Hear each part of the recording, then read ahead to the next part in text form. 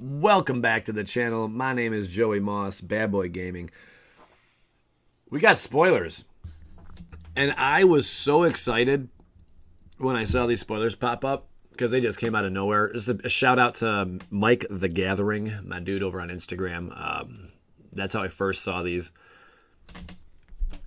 Let's just get right into it. We got Battle Bond spoilers and Global Series spoilers. Global Series, that's completely new to me. I have not read any of these cards, their abilities, nothing. So I'm going to give you my opinion of them as we go over them together. I think that's a cool way to do it, and I want to know your guys' thoughts as well. Yangu,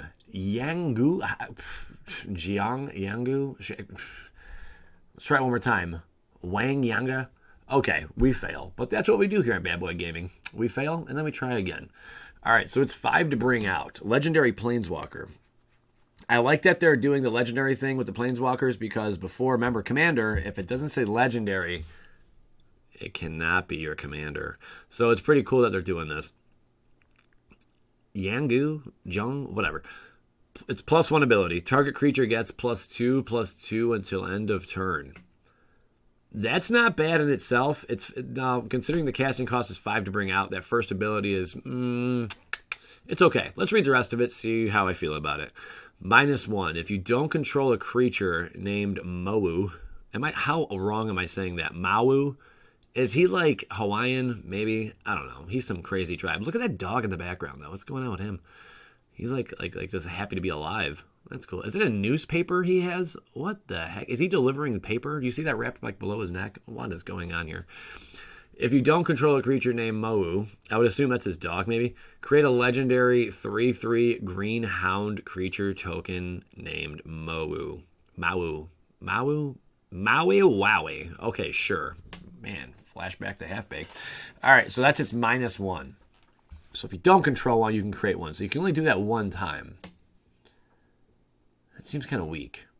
It's -5 until end of turn. Target creature gains trample and gets +X/+X, where X is the number of lands you control.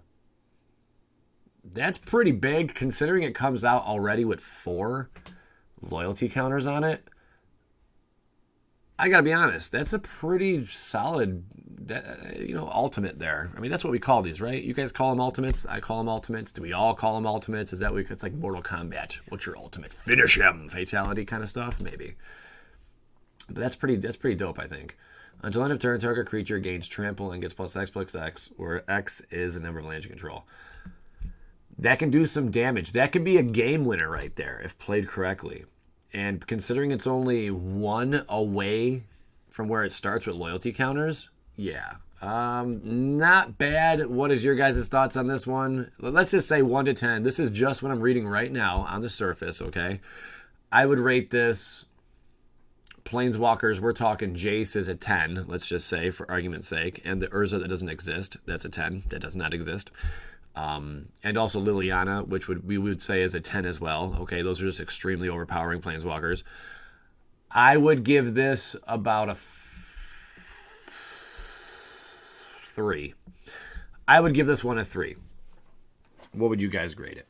Let's go on to the next card. If I can get on to the next card. There we go. Sorry. Toothy imagery... Toothy Imaginary Friend. I want to say Fiend. It looks like a fiend. I mean, look at the mouth on that sucker. Could you imagine growing up having a little friend like that following you around the house? Like, there he is. That's the kid that picked on me. Beat his butt. Ow. That'd be fun. Partner with Purr. Imaginative Rascal. Oh, he says rascal. You little rascal. Look at that. It's 4 to bring out. It is a legendary creature illusion. This is going to be in Battle Bond. When this creature enters the battlefield, target player may put Purr into their hand from their library, then shuffle. Okay. Whenever you draw a card, put a +1/+1 counter on Toothy Imaginary Friend. When Toothy leaves the battlefield, draw a card for each +1/+1 counter on it. Whew. It seems like a steep casting cost. Let me go over this one more time. Make sure it all sinks in. I want to digest what I'm reading here. Partner with Per. Who the hell is Per? Imaginative Rascal. It's imaginative? Does he already exist? What is going on here? When this creature enters the battlefield, target player may put Per into their hand from their library, then shuffle.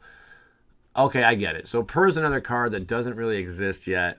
We have to find out what the heck Per is. I'm assuming Per is the kid right there standing and pointing to have this creature beat something up. Okay. So whenever you draw a card, put a +1/+1 counter on Toothy Imaginary Friend. I guess that makes sense. When Toothy leaves the battlefield, draw a card for each +1/+1 counter. That's a lot of card draw ability. That's what Blue's known for. I don't think... Does this card already exist? I mean, what is going... This is Battle Bond. This card cannot exist. So this does not apply to Modern, Standard. You can't play this anywhere but in a closed format, right? Someone correct me if I'm wrong. I mean, you guys know I don't venture too far away from Modern. I do play Standard, not my best, but Modern, I like to say I'm pretty darn good at Modern and build some nasty decks. And Commander, I want to get into. Brawl, perhaps, but I'm thinking about a new format. Oh, it's a secret for now. But this sucker, I could see this being some fun. What is this? Limited format? What do you consider this crap? It's something, though. Would you play it? Is it going to be anything impactful? I don't know. Maybe up in the conspiracy kind of crap. Does this coincide with conspiracy as well? I like to learn with you guys. We have a lot of fun here on the channel. I teach, you teach, we all teach for Ice Teach. All right. Who likes ice cream? I do. Hands up. All right. So Toothy Imaginary Friend. There you go. Let's get on to the next one here. What else do we got up inside this piece? Per! Son of a rascal. There he is. Literally, though. Imaginative Rascal. So he doesn't even exist. He's just imaginary. Look at that dude's hair. You know, I had braids when I was younger, too. But those braids, those are locks. Those are stiff. I didn't have stiff ones like that. Mine kind of draped down my face. Any of you ever have braids? I mean, whatever. Moving forward. Oh, you don't like the background? Too bad. I don't care to put too much effort into it. I want to show you the cards because that's all that matters. I don't need to have a pretty little background. Moving forward, I think Per's pretty enough. Partner with Toothy, Imaginary Friend.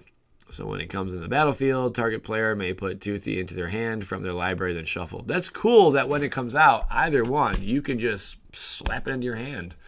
If one or more counters will be put on a permanent your team controls. Remember, the whole theory behind Battle Bond is two-headed giant.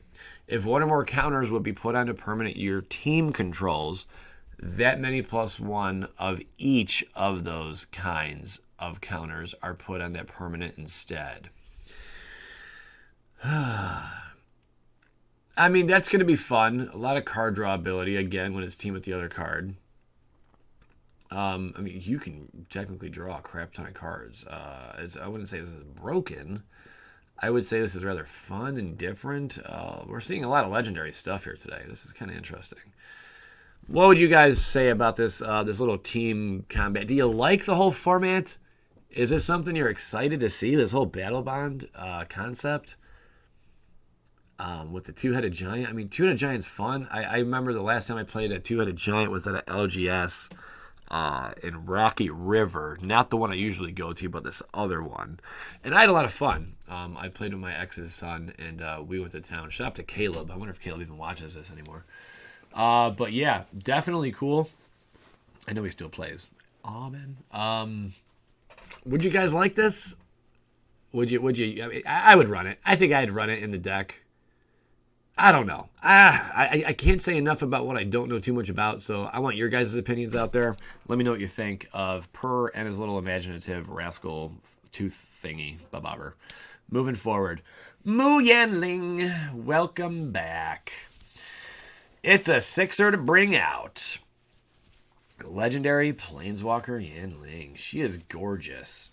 Something about that. Oh, man. I don't know. Sometimes I like the pale face. Sometimes I like the darker face. You know, I don't know.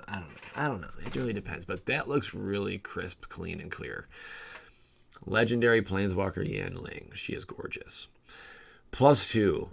Target creature can't be blocked this turn. I love that ability. I love when stuff can't be blocked because it just messes up your entire day. And I think that's really cool.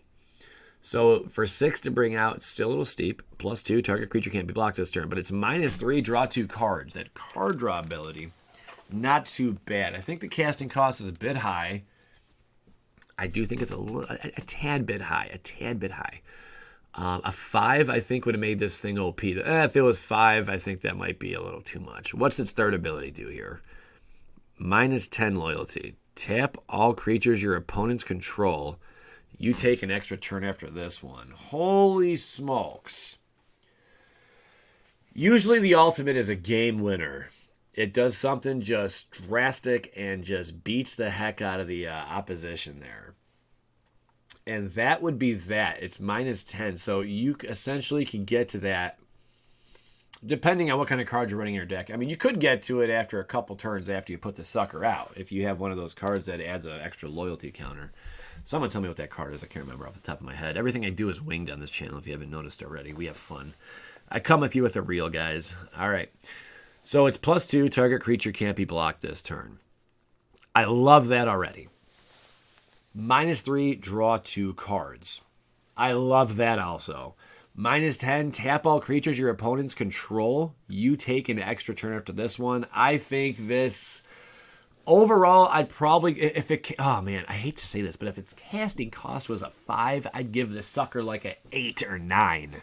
But with its casting cost being a 6, would you want this as your commander?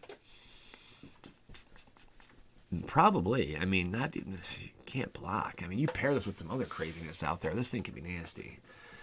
Tap all creatures your opponents control. That's huge. For commander, I would rate this sucker an 8 for commander. Now, just a normal Planeswalker, I don't know, where would this see play? Modern, maybe? I don't know where you'd see play with this sucker, but overall, I'd give it probably a 6. Just because the casting cost is a bit steep. 6, I'd say 6, yeah. 5 or 6. I'm bordering 5 or 6. What are your guys' thoughts on this one? Muyan Ling. I like her name, too. I like the flowing. I want to see a foil of this sucker. That would be nasty as well. So you guys have seen all the spoilers here. What are your thoughts on all of them? Which one's your favorite? What are you excited for? Which one are you more excited for? This global series, which I just got hip to today. I'm pretty excited about the global series. I want to know more about the global series. I will be reporting to you guys more information as I get it about the global series and what that all pertains to. Or are you more excited for Battle Bonds? And don't forget about Core 2019. I mean, it is just insane. So much stuff is coming out. There's going to be so much Magic the Gathering product to open. You're going to see it all here on Bad Boy Gaming. We're going to have a crap ton of fun, guys. This is awesome. All right, I appreciate you guys tuning in. Let me know your favorite card from today. And as always, PLA.